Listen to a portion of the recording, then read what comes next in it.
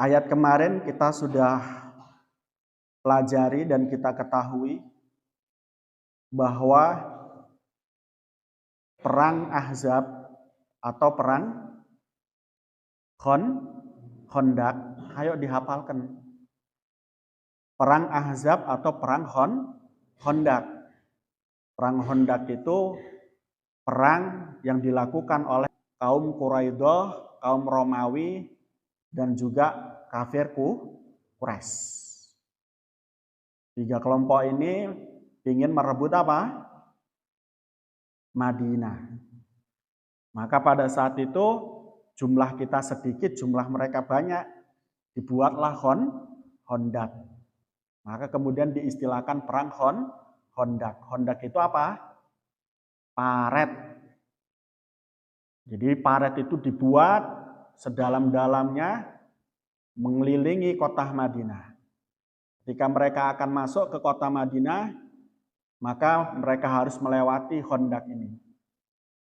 Itu strategi Nabi dalam peperangan untuk mengatasi jumlah yang begitu banyak melawan musuh yang begitu sedikit. Nah, sebagaimana cerita-cerita di ayat-ayat sebelumnya, meski begitu banyak musuh kita, masih saja di dalam barisan Nabi ada banyak orang munafik yang dibawa oleh Abdullah bin Ubay. Nah, otomatis tambah sedikit pasukan kita. Namun bagi orang-orang yang mukmin, sebagaimana ayat-ayat sebelumnya yang kita telah baca, mereka malah justru kemudian mengatakan bahwa ini adalah janji Allah. Di dalam janji Allah ada ujian. Setiap ada ujian, pasti ada pertolongan. Sehingga mereka berkeyakinan dan tanpa gentar melawan musuh dan mereka yakin akan menang. Dan nyatanya menang. Ketika menang dalam perang Ahzab atau perang Khandaq ini, kemarin sudah disebutkan wa'aurothakum ardohum wa diyarohum wa amwalahum wa ardon lam ta'tuha. Kaum muslimin setelah menang tersebut, mereka mendapatkan banyak harta ghanimah. Mendapatkan harta banyak ghanimah. Nah, pada saat itu satu pasukan, karena jumlah pasukan kita lebih sedikit dan harta ghanimahnya itu banyak, mereka mendapatkan 3 kali lipat harta ghanimah yang mestinya mereka dapat sebelumnya.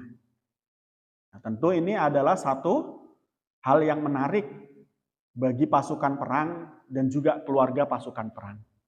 Bahkan saat itu pasukan perang tidak hanya mendapatkan 3 kali lipat bagian daripada harta ghanimah, namun pun juga istri-istri mereka juga dapat bonus. Sewenang dah? Padahal sebelumnya ketakutan. Ketakutan tentang apa? Mereka tidak akan bisa lagi tinggal di Madinah karena Madinah sudah dikepung. Tapi nyatanya Wallahu nasirul ibad, Allah itu maha penolong hambanya. Ditolong dan kemudian Muslim menjadi menang dalam perang Khandaq tersebut atau perang Ahzab tersebut. Menang wa aurathakum ardohum wa diyarohum wa amwalahum wa ardon lam ta'tuha. Mereka mendapatkan banyak bonus. Sampai kemudian Nabi pun juga dapat 1/5 dari harta ghanimah. Namun tahu sendiri Nabi Muhammad itu bagaimana ketika beliau memiliki harta. Sebagaimana kalian ketahui Nabi Muhammad itu ketika memiliki harta, hartanya tidak pernah menginap di tangan. Tidak pernah menginap di rumah. Hartanya nggak juga pernah menginap di lemari penyimpanan harta beliau. Tidak juga menginap di dompet beliau. Jadi uang ataupun harta yang diinfakkan kepada Nabi, diberikan kepada Nabi oleh para sahabat, baik itu dari hibah ataupun ghanimah dan fa', itu nggak pernah hinggap di rumah beliau. Langsung habis. Untuk apa habisnya? Untuk berjuang lagi di jalan Allah. diberikan kepada orang-orang fakir, diberikan kepada orang-orang miskin. Sehingga meskipun Nabi mendapatkan 1/5 tadi, ini tidak dirasakan oleh para istri-istri Nabi. Nah, mendengar atau melihat dan mengalami kejadian tersebut, istri-istri Nabi ini protes.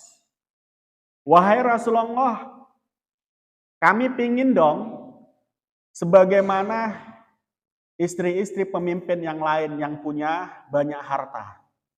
Kami pingin dong seperti pasukan-pasukan lain dan istri dari pasukan-pasukan lain yang mendapatkan bonus yang begitu besar dari perang Khandaq ini. Melihat hal tersebut, Nabi Muhammad lantas kemudian duduk di pojokan rumah. Duduk di pojokan rumah, pada saat itu Umar bin Khattab datang. Umar bin Khattab datang, lantas kemudian Umar bin Khattab sudah menduga bahwa Nabi Muhammad itu ditagih dan diminta harta oleh istri-istri beliau. Jadi dituntut untuk memberikan harta sebagaimana istri daripada raja-raja lain atau istri daripada pasukan-pasukan lain yang mendapatkan bonus. Nah, pada saat itu apa kata Sayyidina Umar?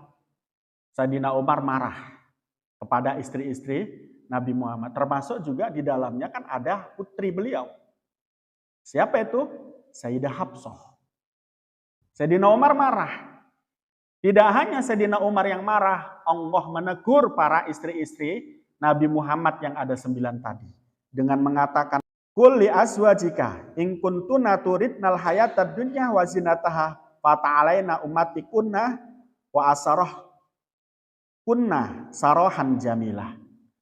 Katakan pada mereka, wahai Nabi Muhammad, pada istri-istrimu, apabila mereka menginginkan kehidupan dunia dan perhiasan dunia, maka kemarilah akan kuceraikan kamu dengan perceraian yang sangat indah.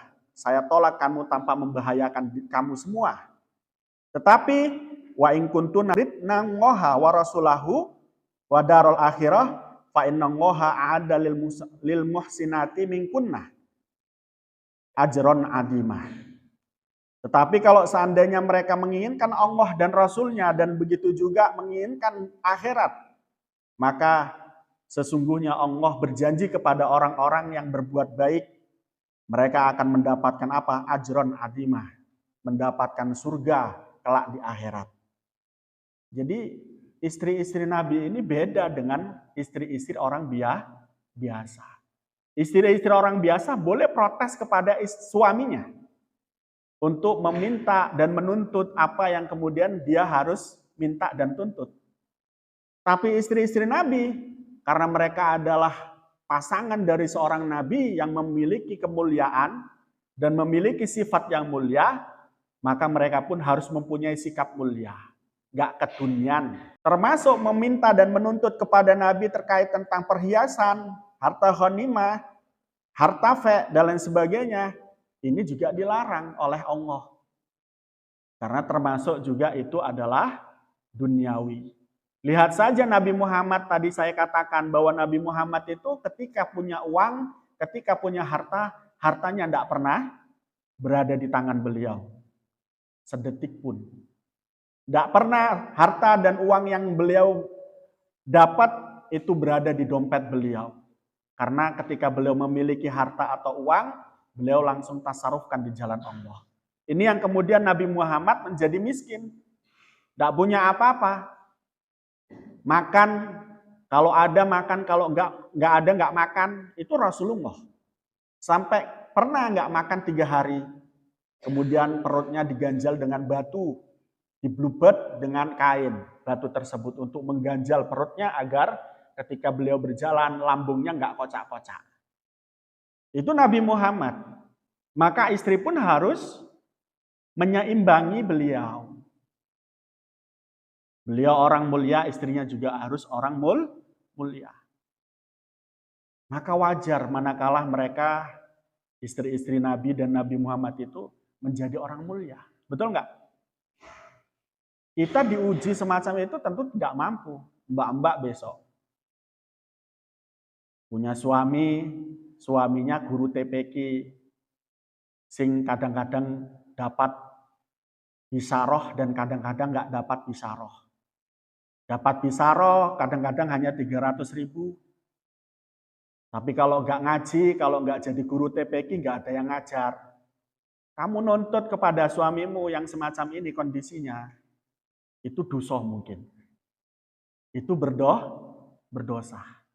Karena apa? Dia sudah berjuang menghidupin kamu, juga berjuang untuk mengembangkan agama Allah. Jadi ini nanti juga harus dipahami. Mas-mas juga begitu. Harus ada perjuangannya di jalan Allah. Harus ada labetnya, ada manfaatnya di masyarakat. Maka nanti kemuliaanmu akan ada. Nah, kalau punya istri, nasihati mereka. Nasihati mereka. Tetapi insya Allah, kalau kamu berjuang di jalan Allah, ya, maka kamu akan dipenuhi kebutuhan-kebutuhanmu. Gak mungkin kamu akan gak makan. Karena apa? Kalau kamu berjuang di jalan Allah, berarti kamu mengasihi hambanya Allah, umatnya Nabi Muhammad. Kalau kamu sudah mengasihi hambanya Allah dan umatnya Nabi Muhammad untuk dalam berjuang, maka pada saat itu Allah pun juga akan mengasihi kamu, menyayangi kamu, sehingga yarzuquhu min haitsu la yahtasib. Oke, kamu nggak punya harta, tapi anakmu hebat-hebat, sekolah, pinter-pinter, hafalan Quran, ngaji manut-manut, besok gede jadi orang gede-gede. Walaupun kamu tidak punya apa-apa. Itu hakikat daripada kebanggaan dan kemuliaan hidup di dunia. Anak yang hebat. Percuma manakala kalau seandainya kita punya harta banyak tapi anak kita glewes, anak kita bandal. Gak hebat. Karena sering banyak kawan-kawan orang berjuang di jalan Allah, kemudian oleh Allah ditakdirkan tidak punya apa-apa. Anaknya hebat-hebat. Kalau kuliah, semuanya beasiswa. Saya cerita tuh orang Jombang yang saya ceritakan. Seorang ibu-ibu yang sering ngasih sayuran manakala tewelnya atau gorinya itu buah dibawa ke pondok.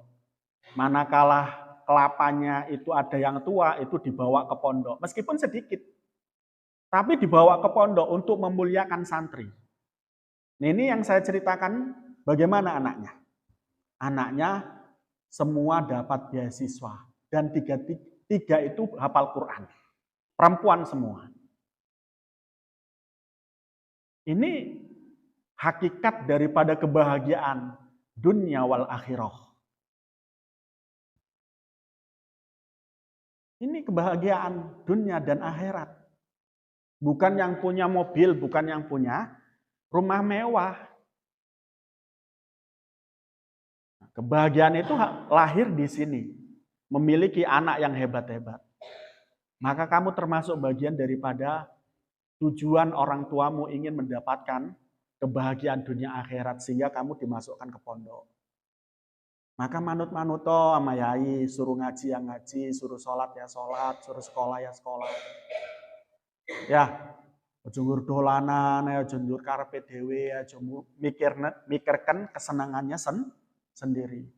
Ada kesenangan yang harus kita perjuangkan. Apa kesenangan orang tua, kebahagiaan orang tua dan orang yang mencintai kita. Adik kita, kakak-kakak kita, keluarga besar kita. Ini yang harus kemudian kita angkat derajat mereka. Dengan kamu mondok, dengan kamu berprestasi. Nah, jangan kemudian sebaliknya. Ya, jadi tadi saya katakan istri-istri Nabi menuntut Rasulullah untuk memberi ghanimah. Lantas kemudian ditegur oleh siapa? Allah. Yakni dalam surat tadi yang kita baca, surat Al-Ahzab di ayat 28 Allah menegur istri-istri Nabi dengan mengatakan ya ayuhan Nabi kulli azwajika in kuntunna turidnal hayatad dunya wa zinataha fa ta'alaina ummatikunna wa usarrihkunna sarahan jamilah. Wa in kuntunna turidna Allaha wa rasulahu wa darul akhirah fa innallaha 'adalil muhsinati minkunna ajron adimah. Itu teguran langsung dari Allah.